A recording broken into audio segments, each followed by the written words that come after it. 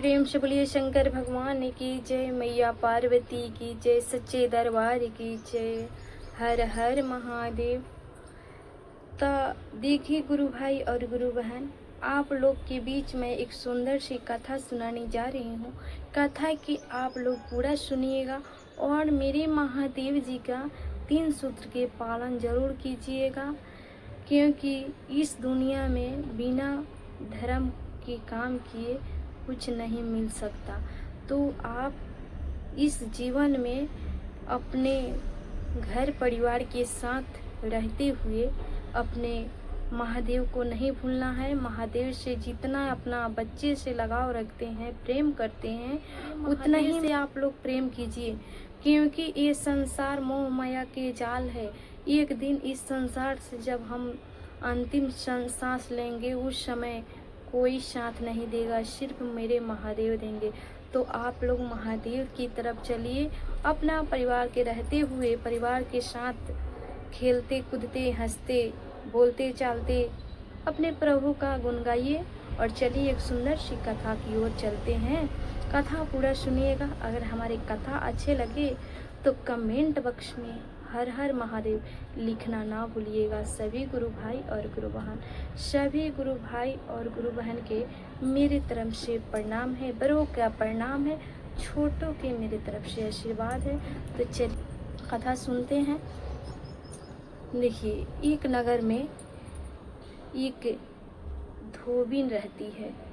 धोबिन बहुत गरीब है, लेकिन वो अपना कपड़ा धुलती है और एक उनके साथ एक लड़का, उनका बेटा भी है, उनका पति भी है। धोबी और धोबिन मिलके कपड़ा धोते हैं। उनके बच्चे जो थे छोटे, वो धीरे धीरे बड़े होने लगे। जो धोबिन थी, देखिए गुरु भाई और गुरु बहन, जो धोबिन थी वो पूजा पाठ नहीं करती थी। उनको मन नहीं लगता था पूजा पाठ में। कोई भगवान का पूजा ध्यान कुछ नहीं करती थी। कोई भिक्षा मांगने आता, साधु संत भिक्षा, कोई भी भिक्षु मांगने आता, भिक्षा नहीं देती थी। सबका उनको द्वार से भगा देती थी कि नहीं, मेरे पास तो अपने लिए नहीं है खाने के लिए, तुमको कहाँ से दे।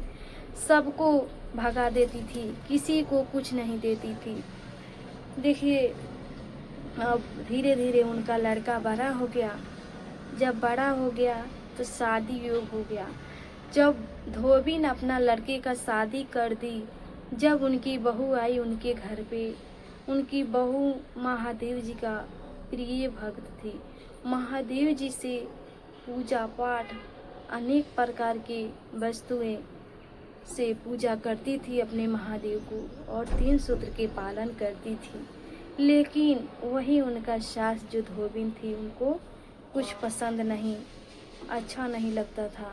जब नवी नवी दुल्हन आती है, वो भी धोबिन की बहू आई, सुबह हुआ, स्नान ध्यान करके और महादेव जी के पूजा पाठ करने बैठ गई। उनकी सास जो धोबिन देखी, तब लगी गुस्सा होने, मैं पूजा पाठ नहीं करती, मैं भगवान पे विश्वास नहीं करती, मत करो। अब बहू को जितना सामान मैं रखी थी पूजा पाठ का सब फेंक दी और बोली, आज से पूजा पाठ नहीं होना चाहिए मेरे घर में, किसी भगवान के मैं नहीं मानती और पूजा पाठ नहीं करना है। बहू बहुत दुखी हो गई और महादेव के मन ही मन जाप करने लगी और याद करने लगी, हे प्रभु, मैं आपके बचपन से पूजा पाठ करती थी, आप मेरे घर भर दिए तो ऐसा दिए कि आपका मैं ध्यान न कर सकूं। ये कैसी लीला है मेरे प्रभु। अब महादेव जी के मन ही मन बेचारी रोते खिलपते याद करने लगी, लेकिन मेरे महादेव जी जो शिव का शिष्य है वो कभी नहीं दुखी है। मेरे महादेव कभी किसी को दुख नहीं देते हैं। अपने नसीब से सब कुछ, अपने ही कर्म से दुख सुख जो मिला है उसको तो कटना ही पड़ेगा, लेकिन मेरे महादेव जी क्षण ही में दुख को दूर कर देते हैं। अब देखिए, और बेचारी बहू रोती बिलखती रही, लेकिन पूजा पाठ नहीं करती। सोचती रह गई कि मैं चर्चा कैसे करूं आपका, मैं पूजा पाठ कैसे करूं, क्या करूं मेरे महादेव, कुछ दया कीजिए। ऐसे करते करते बहू के आए हुए 6-7 महीना हो गया।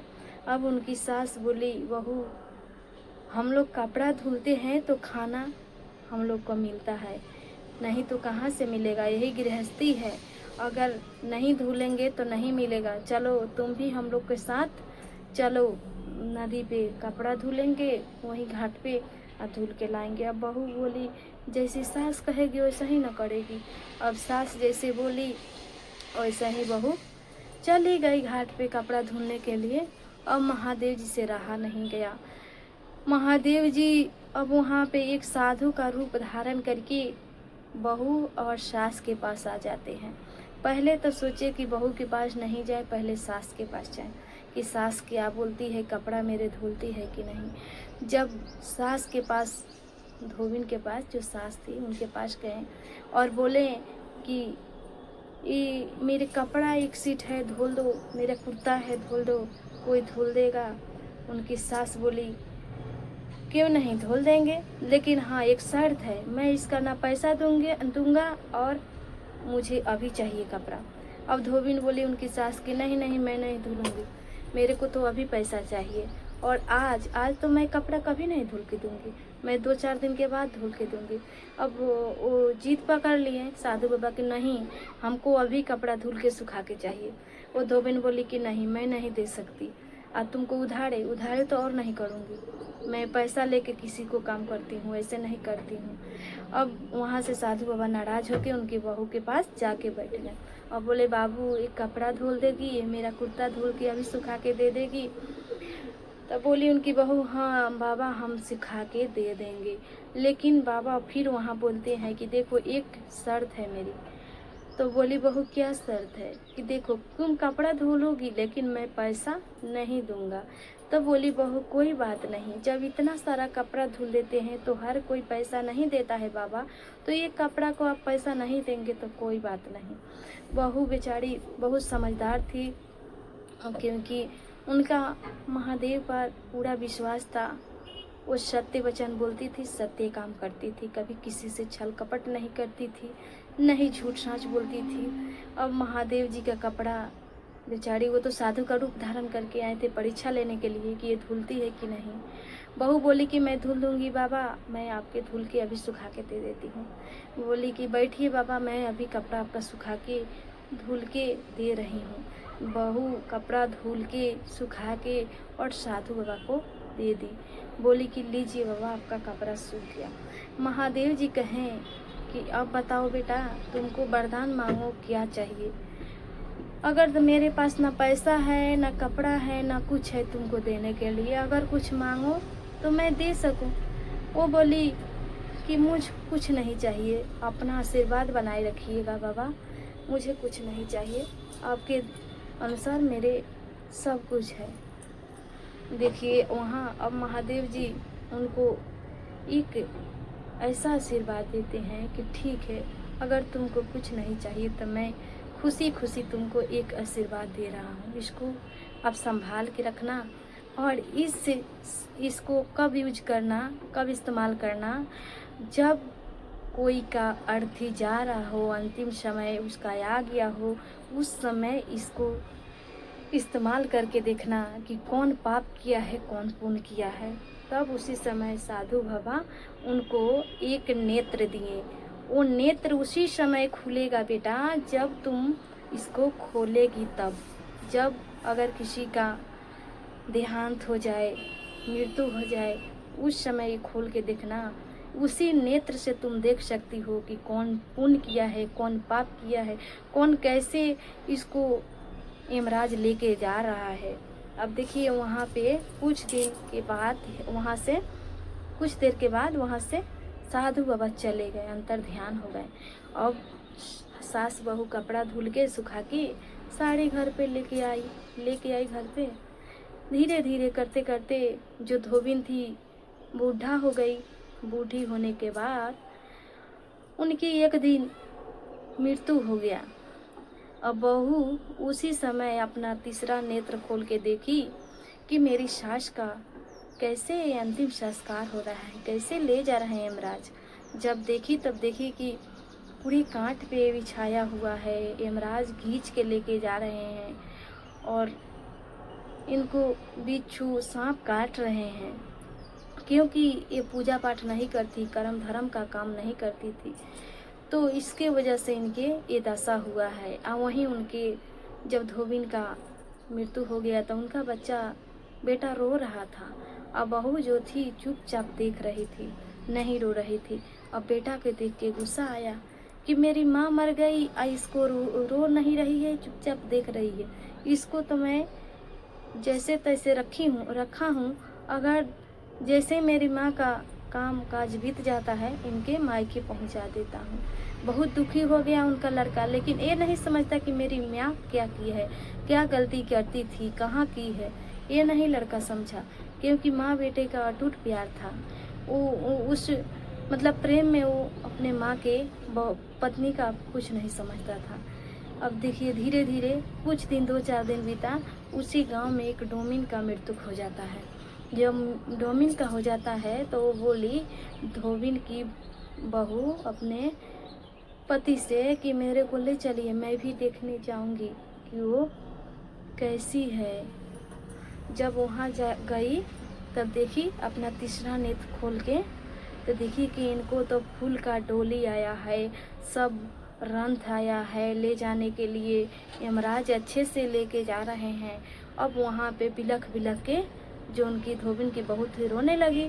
अब बेटा जो था देखने लगा कि ये मेरी माँ मरी थी तो नहीं रो रही थी, ये डोमिन के लिए इतना इतना इसका मोह माया कहाँ से आ गया।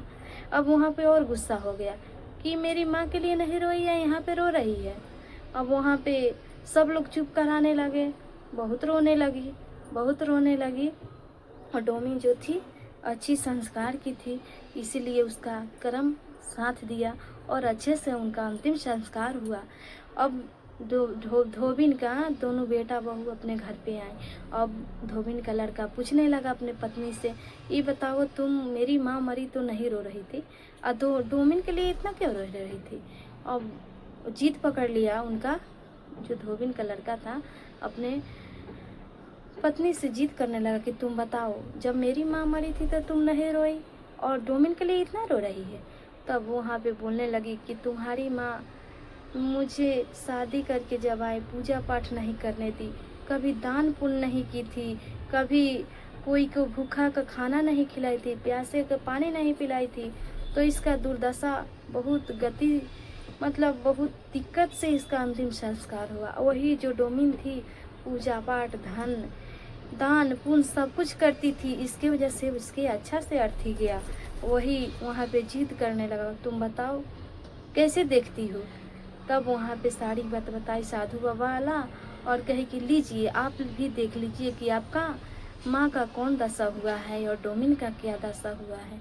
जब वहाँ तीसरा नेत्र खोल के अपने पति को दिखाई, तब उसके पति सब समझ गए कि इस दुनिया में इस संसार में धर्म के अलावा कुछ नहीं हो सकता, धर्म करेंगे तभी कर्म सुधरेगा। तब उस दिन से महादेव जी पर वो भी विश्वास करने लगा, ध्यान करने लगा और दोनों पति पत्नी मिलजुल के अच्छे से रहने लगे और माँ का अपना कार्यक्रम अच्छे से किए और दोनों अच्छे से परिवार रहने लगे और महादेव जी उन पे कृपा किए, सब कुछ दे दिए, महालटारी सब कुछ उनके, सब घर परिवार सब भर चुका, बेटा बेटे सब कुछ दे दिए उस धोबिन को बहू को और दोनों खुशी खुशी से रहने लगे। अब देखिए जैसे गुरु भाई और गुरु बहन, जैसे मेरे महादेव उस धोबिन पे दया किए, उनके बच्चे पे दया किए, उससे कथा सुनने वाले पे दया कीजिए, सुनाने वाला पे दया कीजिए हे महादेव, और सबके ज्ञान दीजिए मेरे महादेव, क्योंकि मेरे महादेव इस सृष्टि के पिता हैं। तो पिता अपने बच्चों को ज्ञान नहीं देंगे तो कौन देगा। तो एक बार प्रेम से बोलिए शंकर भगवान की जय, मैया पार्वती की जय, सच्चे दरबार की जय। हर हर महादेव, घर घर महादेव।